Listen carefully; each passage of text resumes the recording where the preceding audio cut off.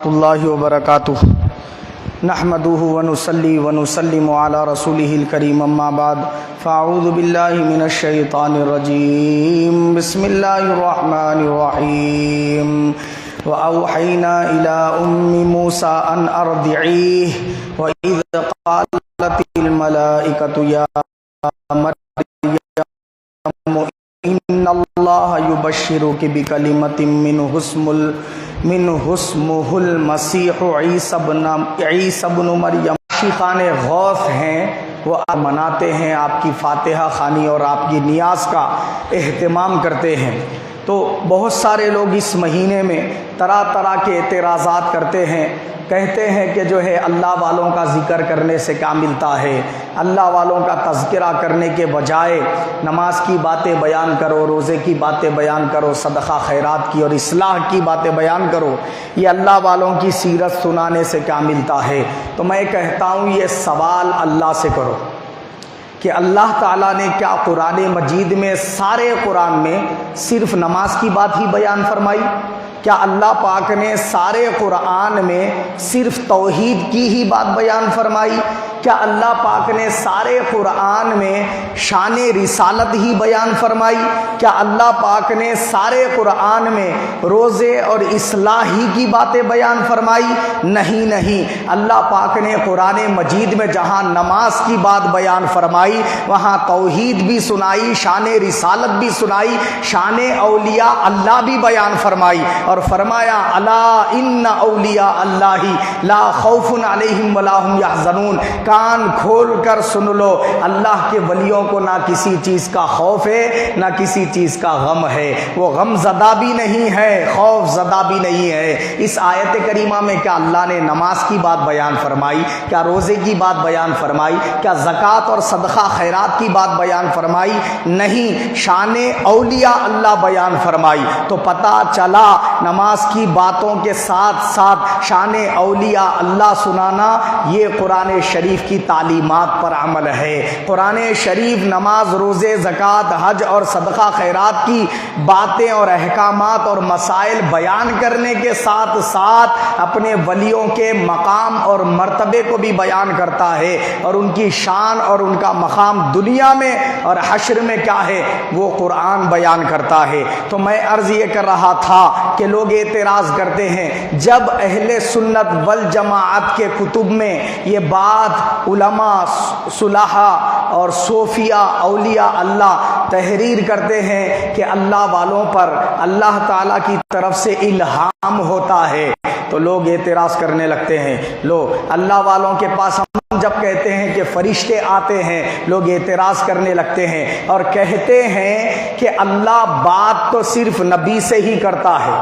وہ کہتے ہیں کہ جبرائیل صرف نبی کے پاس ہی آتے ہیں، وہ کہتے ہیں کہ ملائکہ صرف رسول اور نبی کے پاس ہی آتے ہیں، غیر نبی اور غیر رسول کے پاس کوئی فرشتہ نہیں آتا، جبرائیل نہیں آتے، اللہ کی طرف سے بات ان سے نہیں ہوتی، یہ لوگ کہتے ہیں۔ تو وہ لوگوں نے قرآن پڑھا نہیں ہے، اگر قرآن پڑھ لیتے تو یہ اعتراض ہرگز نہ کرتے۔ تو میں نے خطبے میں آیت شریفہ تلاوت کی، وہاں اللہ پاک ارشاد فرماتا ہے، یہ آیت 20ویں پارے کی ہے، آیت سورہ قصص کی ہے، آیت نمبر 7 ہے۔ اللہ پاک فرماتا ہے وَأَوْحَيْنَا إِلَىٰ أُمِّ مُوسَىٰ أَنْ أَرْضِعِيهِ۔ کیا کہا انہوں نے کہا تھا جو اولیاء اللہ پر اعتراض کرنے والے ہیں، کیا کہا تھا کہ اللہ تعالیٰ صرف اور صرف کس سے بات کرتا ہے؟ نبی اور رسول سے۔ میرا سوال یہ ہے کیا موسیٰ کلیم اللہ علیہ السلام کی والدہ نبی تھی؟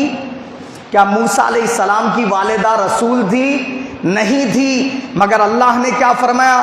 وَأَوْحَيْنَا، ہم نے ان کی طرف وحی کی۔ اور مفسرین نے اس آیت کا ترجمہ یہ نہیں کیا کہ ہم نے ان کی طرف وحی کی، کیوں نہیں کیا؟ وحی رسول اور نبی کی طرف ہوتی ہے، مگر جب جو غیر نبی ہوتا ہے اس کی طرف اللہ وحی کر دے تو وہاں وحی کے معنی ہوتے ہیں الہام۔ کیا معنی ہوتے ہیں؟ الہام۔ دونوں میں بات سیمی ہوتی ہے۔ نبی اور رسول کی طرف جب وحی ہوتی ہے تو یا تو اللہ تعالیٰ ان سے بات کرتا ہے ڈائریکٹلی، یا پھر بذریعے فرشتے کے بات فرماتا ہے. اور یہاں پر ولی پر جب بات ہوتی ہے تو کیا ہوتی ہے؟ اللہ تعالیٰ کی طرف سے ہاتف غیبی ہوتی ہے، غیب سے آواز آتی ہے، اور وہ دائیں بائیں آگے پیچھے اوپر نیچے اندر باہر سب طرف سے آواز آتی ہے. بندہ یہ ڈیسائیڈ نہیں کر سکتا کہ یہ آواز آ کہاں سے رہی ہے. تو حضرت موسیٰ علیہ السلام کی والدہ کی طرف اللہ نے ہاتف غیبی فرمائی. اور یہ قرآن سنا رہا ہوں، حدیث نہیں کہ ضعیف کہنے لگ جاؤ.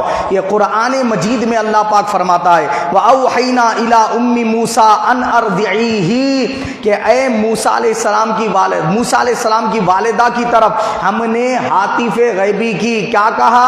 اے موسیٰ کی والدہ تم اپنے بچے کو دودھ پلاؤ، موسیٰ علیہ السلام کو دودھ پلاؤ. اور جب تمہیں یہ ڈر لگے، اس آیت کریمہ میں فرمایا جب یہ ڈر لگے کہ فرعون کے جو سپاہی ہیں وہ تلاش کرنے کے لیے نکلے ہیں، بچہ اگر دیکھیں گے تو لڑکے کو قتل کر دیں گے، تو تمہیں جب یہ خوف ہو تو پھر تم کیا کرنا؟ اپنے بچے کو دریا میں ڈال دینا، اور غم مت کرنا اس بات کا کہ میرا بچہ دریا میں چلے گیا، کہاں ڈوب گیا، کی کہاں کوئی مگرمچھ کھا لی گی، کہاں کوئی مچھلی نگل لی گی. یہ غم کرنے کی ضرورت نہیں ہے. کیوں؟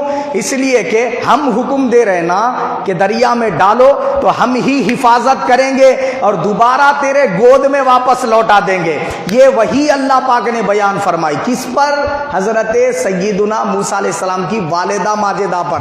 تو وہی کا مطلب ہے ہاتف غیبی کی. پتہ چلا قرآن سے ثابت ہے غیر نبی پر بھی اللہ کی طرف سے آواز آتی ہے. آؤ آگے بڑھو. قرآن مجید سورہ آل عمران پارہ نمبر 3 آیت نمبر 45 میں اللہ پاک فرماتا ہے وَإِذْ قَالَتِ الْمَلَائِكَةُ یا مریم، فرشتوں نے کہا. کہاں آ کر؟ بی بی مریم کے پاس آ کر. ایسا نہیں کہ مریم کو نظر نہیں آ رہے تھے. حضرت مریم علیہ السلام کو نے عیسیٰ علیہ السلام کی امی ہے. وہ پہلی جو آیت سنائی تھی اس میں موسیٰ علیہ السلام کی امی تھی. وہاں فرشتے نہیں آئے تھے، اللہ کی طرف سے آواز آئی تھی. اب یہاں پر فرشتے آ گئے. وَإِذْ قَالَتِ الْمَلَائِكَةُ یا مریم، فرشتے آ کر بولے اے مریم ان اللہ یبشرکی بکلمۃ منہ اسمہ المسیح عیسی ابن مریم.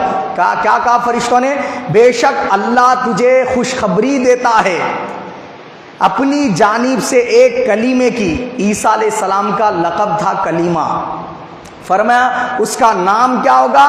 اس کا نام ہوگا مسیح، مردوں کو زندہ کر دینے والا، ہر بیماری کا علاج کر دینے والا.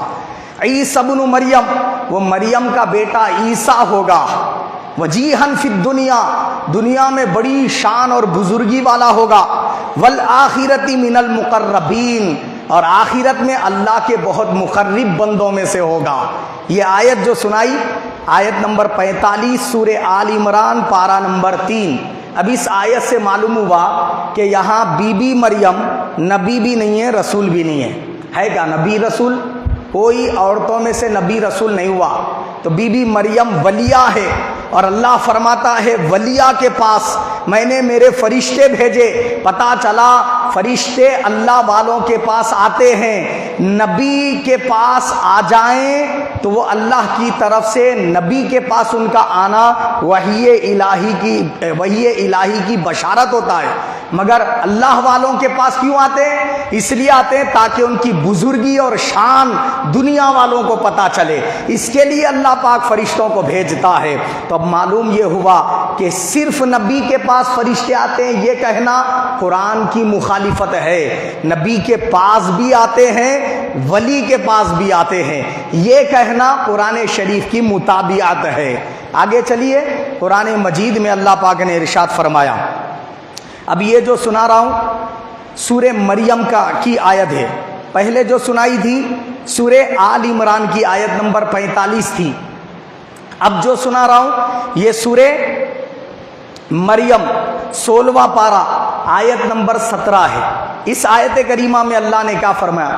فَاتَّخَذَتْ مِن دُونِهِمْ حِجَابًا، جب بی بی مریم اپنے گھر والوں سے اور اپنے تمام لوگوں سے کٹ کر الگ ہو کر تنہائی میں خلوت میں چلی گئی، اللہ تعالیٰ کی اکیلے میں عبادت کرنے والی رہی، ان کے علاوہ کوئی دوسرا بندہ ان کے ساتھ نہیں تھا، تب فارسلنا الیہا روحنا فتمثل لها بشرا سویا، اللہ پاک نے فرمایا تو ہم نے بھیجا، کس کو بھیجا؟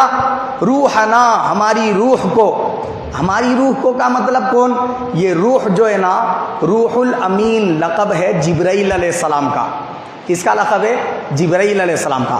اوپر بات تھی بی بی مریم کے پاس فرشتے آئے، مگر اب یہاں بات ہو رہی ہے جبرائیل آئے، اور بھیج رہا کون؟ اللہ تعالیٰ خود بھیج رہا۔ ارے جبرائیل تو نبی اور رسول کے پاس آتے وحی الہی لے کر، مگر یہاں پر اللہ نے بی بی مریم کی طرف جبرائیل علیہ السلام کو بھیجا، اور فرمایا کیا کہ ہم نے بھیجا کس کی طرف؟ بی بی مریم کی طرف، روحنا جبرائیل کو۔ اور کیسے بھیجا؟ فتمثل لها بشرا سویا، مکمل بشری صورت میں بھیجا۔ تو پتہ چلا کہ نور بھی بشر کا لباس پہن کے آ سکتا ہے۔ یہ کہنا کہ رسول پاک صلی اللہ علیہ وسلم صرف بشر تھے، نور نہیں تھے، نور ہوتے تو بشر نہیں بن سکتے، تو پھر جبرائیل علیہ السلام نور ہوتے ہوئے بشر بن کر، وہ بھی بشر کیسے؟ بشرن سویا، مکمل بشر بن کر تشریف لائے۔ کس کے پاس لائے؟ حضرت سیدہ مریم علیہ السلام کے پاس۔ وہ نبی بھی نہیں ہے، رسول بھی نہیں ہے، مگر جبرائیل امین ان کے پاس آئے، اور آ کر کیا کہا؟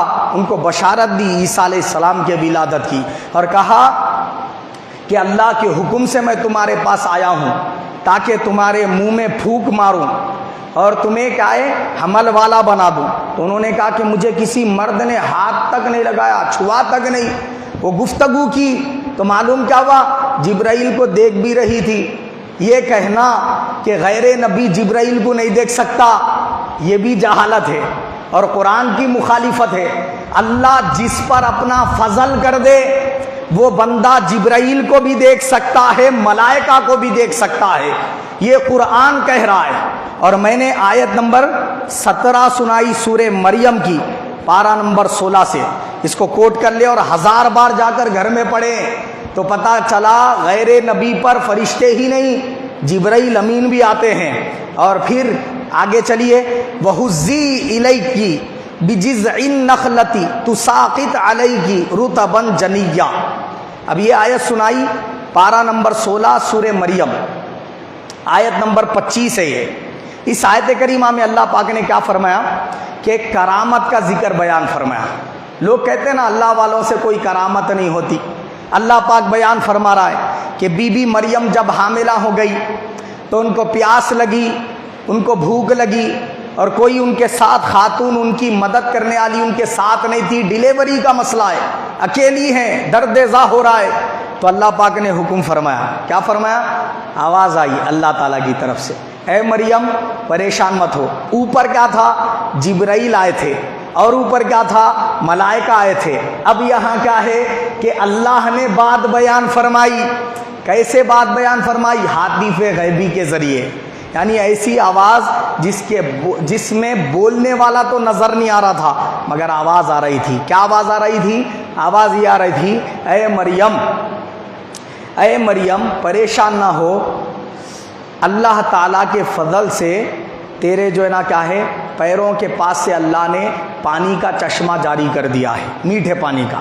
اس سے کیا کر سیراب ہو، اپنی پیاس بجھا، اور جس کھجور کے درخت سے تو ٹیک لگائے بیٹھی ہے نا، اس کھجور کے درخت کو اپنے ہاتھ سے پکڑ کے ہلا۔ وہ کھجور کا درخت خشک تھا، مگر جیسے ہی بی بی مریم نے اپنا ہاتھ پکڑا اور ہلایا تو وہ کھجور کا درخت ہرا بھرا ہو گیا، اور اس کو پکے ہوئے کھجوریں لگ گئے، اور وہ کھجوریں اسی وقت جیسے ہی آپ نے ہلایا گرنے لگے ٹپا ٹپ آپ کے اوپر۔ پھر آپ نے اس کو تناول فرمایا۔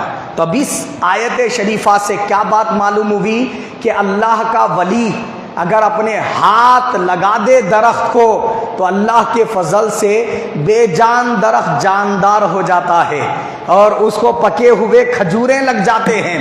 یہ کرامت اللہ تعالیٰ بی بی مریم کی قرآن میں بیان فرما رہا ہے۔ 25واں پارہ سورہ مریم 16واں پارہ آیت نمبر 25 میں نے سنائی۔ اب مجھے یہ بتاؤ کہ اس آیت میں اللہ نماز کی باتیں کہاں بیان کر رہا ہے، روزے کی باتیں کہاں بیان کر رہا ہے، حج اور زکوٰۃ کی باتیں کہاں بیان کر رہا ہے، صدقہ خیرات کی باتیں، اصلاح اعمال کی باتیں کہاں بیان فرما رہا ہے؟ تو پتہ یہ چلا کہ جس طرح وہ سنانا اہمیت کا حامل ہے، خدا نے بتایا کہ میرے جو محبوب بندے ہیں ان کی شانیں، ان کی کرامتیں لوگوں کو سنانا بھی یہ میری سنت ہے اور یہ میرا طریقہ ہے۔ اب بتاؤ، اگر کچھ ملتا ہی نہیں تو اللہ کیوں سنا رہا ہے؟ اگر اس پر کوئی اجر ہی نہیں تو اللہ قرآن میں کیوں سنا رہا ہے؟ تو معلوم ہوا کہ قرآن میں ایک دو آیت ہی نہیں بلکہ بی بی مریم کے نام سے اللہ نے سورہ مریم ہی نازل فرما دی۔ حضرت لقمان نبی بھی نہیں تھے، رسول بھی نہیں تھے، اللہ نے ان کے نام سے سورہ لقمان ہی نازل فرما دی۔ ارے حد تو یہ ہے کہ ایک ولی نے گائے پالی اور اس کو اللہ کی رضا کے لیے اللہ تعالیٰ کے اوپر بھروسہ کرتے ہوئے جنگل میں چھوڑ دیا، تو اللہ پاک نے اس گائے کے نام سے قرآن میں سب سے بڑا سورہ نازل فرمایا، سورہ بقرہ۔ 2.5 پارے کا سورہ ہے۔ بقرہ کس کو بولتے؟ گائے کو بولتے۔ کس کی گائے تھی؟ کون سی گائے تھی؟ کتا جس گھر میں ہوتا ہے رحمت کے فرشتے نہیں آتے نا، کتا جس گھر میں ہوتا ہے رحمت کے فرشتے نہیں آتے، حدیث رسول ہے، اور وہ شیطان کے تھوک سے بنایا گیا ہے، نہیں اس کا رال تھوک گھر میں ٹپکے فرشتوں کو نفرت ہوتی ہے، تو فرمایا اس کو گھر میں نہ رکھا کرو، نہیں اپنے صوفوں پر کرسیوں پہ نہ رکھا کرو، اپنے بیڈ روموں میں مت لے جایا کرو، اپنے بستر پہ مت سلا لیا کرو۔ مگر آج کل ہمارے نوجوان حضرات کتے کو پالنے کا بڑا شوق رکھ رہے، نہیں انسانوں کو پالو رے بولے تو یہ نہیں ہو رہا، رشتہ داروں کے حقوق ادا کرو بولے تو یہ نہیں ہو رہا، مگر کتے کو لا کے پالیں گے، اس کے بسکٹ کے ڈبے ہزاروں روپے کے اٹھا کے لے کے آئیں گے۔ وہی بہن تڑپ رہی، بیمار ہے، پریشان ہے، اس کو 100 روپے دینے تیار نہیں ہے، کتے کو ہزاروں روپے کے بسکٹ کھلا رہا۔ یہ کل بروز قیامت ان لوگوں سے پوچھ ہونے والی ہے کہ رشتہ داری کا حق کتے سے بڑھ کر تھا، تو نے کتے کا تو حق ادا کیا مگر اپنے بہنوں کو بھوکا پیاسا مارا، آج تجھے جہنم کا مزہ چکھاؤں۔ تو اللہ تعالیٰ کل بروز قیامت اس کا حساب لے گا۔ کتے کو خالی بسکٹ کھلا دینے سے جنت ملنے والی نہیں ہے میرے برخوردار۔ تو اللہ پاک نے یہاں یہ فرمایا، میں یہ عرض کر رہا تھا کہ وہ کتا جس کو گھر میں پالنے کا حکم نہیں، وہ کتا اللہ والوں سے محبت کر لیا۔ سورہ کہف اللہ نے نازل فرمائی، قرآن مجید 15واں پارہ، کیا 16 پارے میں ختم ہوتی ہے سورت، سورہ کہف۔ وہ سورہ کہف میں اللہ پاک نے اصحاب کہف کا ذکر کیا۔ وہ 6 تھے، 7واں ان کا کتا تھا، وہ 7 تھے، 8واں ان کا کتا تھا، کسی نے کہا وہ 5 تھے، 6واں ان کا کتا تھا، کسی نے کہا وہ 4 تھے، 5واں ان کا کتا تھا۔ آخر میں اللہ پاک نے فرمایا وہ 6 تھے، 7واں ان کا کتا تھا، وہ 7 تھے، 8واں ان کا کتا تھا۔ یہاں پر بات ختم کی۔ اب میرا سوال یہ ہے، آپ کے پاس مہمان آئے تو آپ جو ہے نا کیا ہے، وہ مہمانوں کو گن رہے، 1 2 3 4 5 6 7۔ اب 7 لوگ اگر آئے تو آپ وہ 7 لوگوں کو گنتے، انسانوں کو، مگر انہوں 7 میں بلی لے لے کے آتے، وہ بلی کو گنتے کیا جی؟ کتے کو لے لے کے آئے سمجھو، اگر وہ کتے کو گنتے۔ ہمارے پاس انسانوں میں یہ طریقہ رائج ہے کہ جب مہمان آتے ہیں تو ان کو گنا جاتا، ان کے ساتھ آنے والے جانور کو شمار نہیں کیا جاتا، مگر اللہ والوں سے محبت دیکھو کہ اصحاب کہف 7 تھے، وہ کتا ان سے محبت کر کے ان کے ساتھ ہو گیا، تو اللہ چھوڑنا گوارا نہیں کرتا ہے۔ جہاں جہاں اصحاب کہف کا ذکر کرتا ہے وہاں اس کتے کو ساتھ ملا کر ذکر کرتا ہے۔ وہ 4 تھے، 5واں ان کا کتا تھا، وہ 5 تھے، 6واں ان کا کتا تھا، وہ 7 تھے اور 8واں ان کا کتا تھا۔ اس طرح اللہ پاک کتے کو بھی گنتا ہے اور شمار کر کے دکھاتا ہے، بتاتا ہے کہ ارے وہ کتا جس کو گھر میں رکھ لو تو رحمت کے فرشتے نہیں آتے، مگر میرے ولیوں سے وہ بھی محبت کر لے تو میں میرے قرآن کا اس کو عنوان بنا دیتا ہوں۔ اور دیکھو قرآن کریم میں اللہ نے اس کتے کا ذکر کیسے فرمایا، کلبہم باسط ذراعیہ بالوصید۔ کیا فرمایا اللہ نے؟ ان کا کتا، کس کا؟ اصحاب کہف کا۔ ان کا کتا اپنے اگلے پیروں کو پھیلائے بیٹھا ہے چٹان پر۔ اب مجھے بتاؤ، اس میں کسی کی اصلاح ہو رہی؟ بولو نا جی بھائی، کسی کا حافظہ قوی ہو رہا، کسی کے سینے کے علم کے دروازے کھل رہے ہے نہیں؟ بولو کیا اصلاح ہو رہی اس کے اندر؟ خدا سے پوچھو۔ اللہ پاک فرما رہا ہے اصلاح اعمال کی نہیں، اصلاح محبت کی کرنا چاہتا ہوں، اصلاح اس میں بھی ہے۔ وہ اصلاح کیا ہے مولا؟ فرمایا وہ یہ ہے کہ ذرا دیکھ، کتا اگر میرے ولیوں سے محبت کر کے ان کی دہلیز پہ بیٹھ جائے تو میں اس کے اسٹائل کو قرآن میں بیان کرتا ہوں، کلبہم باسط ذراعیہ بالوسیط۔ ذرا سوچ، تو انسان ہو کر اللہ والوں کا دیوانہ ہو جائے، اگر تو انسان ہو کر اللہ والوں سے محبت کر لے تو پھر تیرا مقام میرے حضور کیا ہوگا؟ ذرا اندازہ لگا لے، فرما رہا ہے اللہ پاک۔ تو یہ اصلاح کرنا چاہتا ہے۔ لوگ کہتے ہیں نا اللہ والوں کی چوکھٹ پہ بیٹھنے سے کیا ملتا ہے؟ وہ اصحاب کہف کا کتا سکھا گیا، کیا ملتا ہے؟ حدیث پاک میں آتا ہے، ابن عساکر نے اور دیگر مفسرین نے اس کو بیان فرمایا، وہ اصحاب کہف کا کتا کل بروز قیامت انسان بنا کر جنت میں داخل کیا جائے گا۔ کتا محبت کر لے اللہ والوں سے تو وہ انسان بن کر جنت میں چلا جائے گا، اور ہم انسان ہو کر اللہ والوں سے محبت کریں تو چھوڑ دیے جائیں گے کیا جہنم میں؟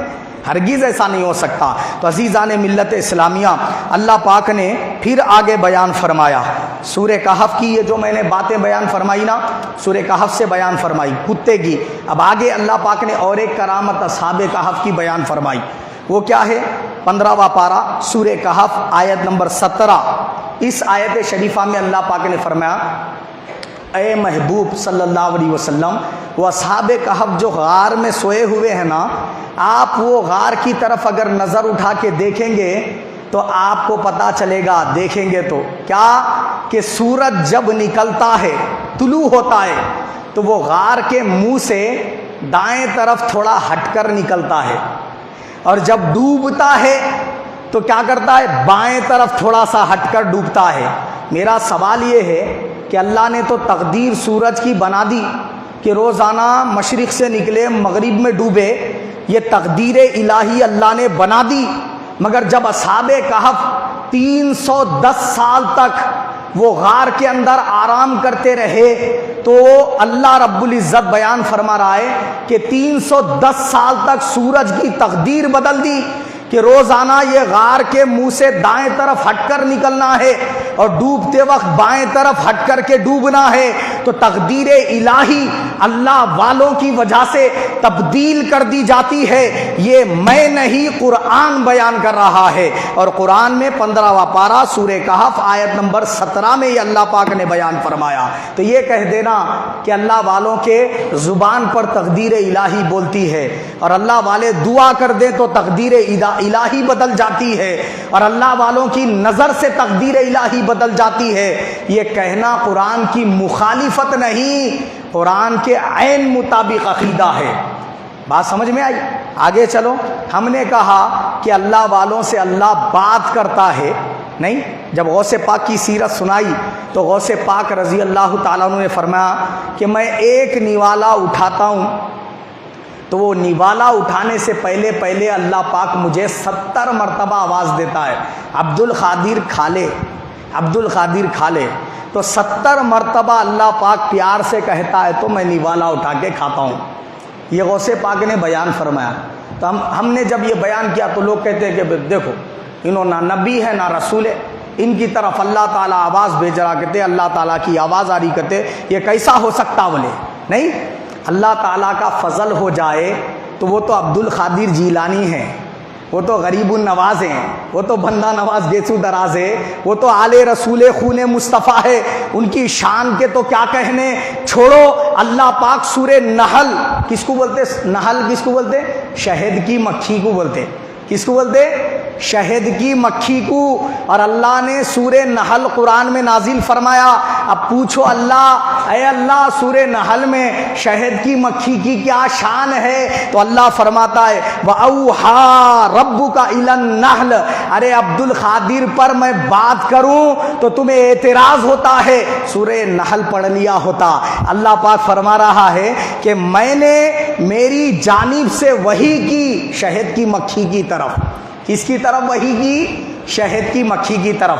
اللہ کا فضل ہو جائے تو اللہ مکھی سے بات کر لے، کون اسے روکنے والا ہے؟ روک سکتے؟ نہیں روک سکتے۔ تو اللہ نے چاہا عبد القادر سے بات کر لوں تو اللہ تعالیٰ کو کوئی روک سکتا کیا؟ اللہ نے چاہا غوث اعظم سے بات کر لوں تو کیا اللہ کو کوئی روک سکتا ہے؟ بات اس وقت اعتراض کی ہو سکتی تھی جب عبد القادر یہ کہتے کہ میں نے اللہ کو مجبور کر دیا کہ وہ مجھ سے بات کرے، تب اعتراض درست ہوتا۔ یہاں غوث پاک نے یہ نہیں فرمایا میں نے مجبور کیا، بلکہ اللہ نے اپنا فضل فرمایا۔ میرے نوالا اٹھانے سے پہلے 70 مرتبہ فرماتا ہے عبد القادر کھا لے، عبد القادر کھا لے، عبد القادر پہن لے، تو اللہ کی طرف سے آواز سنتا ہوں تو پہنتا ہوں، سنتا ہوں تو پانی پیتا ہوں، سنتا ہوں تو کھانا تناول کرتا ہوں۔ آواز نہیں آتی تو میرا بھی لاڑ یہ ہے کہ میں کھاتا نہیں ہوں، کیونکہ وہ آواز سے مجھے انس ہو گیا ہے، پیار ہو گیا ہے، محبت ہو گئی ہے، اور ہونی بھی چاہیے، ہے نہیں بولی آپ؟ تو بات یہ ہے کہ وہاں اللہ گفتگو فرما رہا ہے، وہ شہد کی مکھی سے گفتگو کر لے تو اعتراض پیدا نہیں ہوا۔ عبد القادر کا رتبہ کیا شہد کی مکھی سے گیا گزرا ہے؟ نعوذ باللہ من ذالک، ایسا تو نہیں ہے نا۔ آئیے درود شریف پڑھ لیجئے، اللہم صلی وسلم علی سیدنا محمد نور الانواری و سر الاسرار و سید الابرار و ترتیب عدد کل معلوم لک۔ ابھی حدیث کی طرف گئے نہیں، ابھی قرآن ہی چل رہا ہے، قرآن سے دلائل دے رہا ہوں۔ اب یہ جو آیت شریفہ سنانے لگا ہوں یہ سورہ نمل کی ہے، وہ اس سے پہلے جو آیت سنائی تھی سورہ نحل کی تھی۔ سورہ نحل شہد کی مکھی کا اس میں ذکر تھا۔ سورہ نمل کس کو کہتے ہیں؟ چیونٹی کو کہتے ہیں۔ اس میں ایک چیونٹی کا ذکر ہے جو حضرت سلیمان علیہ السلام کو مسکرانے کا سبب بنی، ان کے مسکرانے کا سبب بنی، اس کا ذکر ہے اس میں، اس لیے سورہ نمل اس سورے کا نام رکھا اللہ نے۔ اب آگے اصل بات یہ بتانا چاہتا ہوں کہ سلیمان علیہ السلام نے اپنے درباریوں میں یہ بیان کیا کہ تم میں سے کون ایسا ہے کہ بلقیس ملکہ میرے پاس آ رہی ہے، اس کے میرے پاس پہنچنے سے پہلے میں چاہتا ہوں کہ اس کا تخت اس کے محل میں سے لا کے میرے پاس پیش کیا جائے۔ کون بول رہے یہ؟ حضرت سلیمان علیہ السلام فرما رہے۔